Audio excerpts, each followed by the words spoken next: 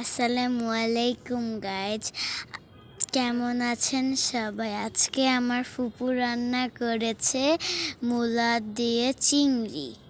আর ফুপু নতুন নতুন কন্টেন্ট তৈরি করছে।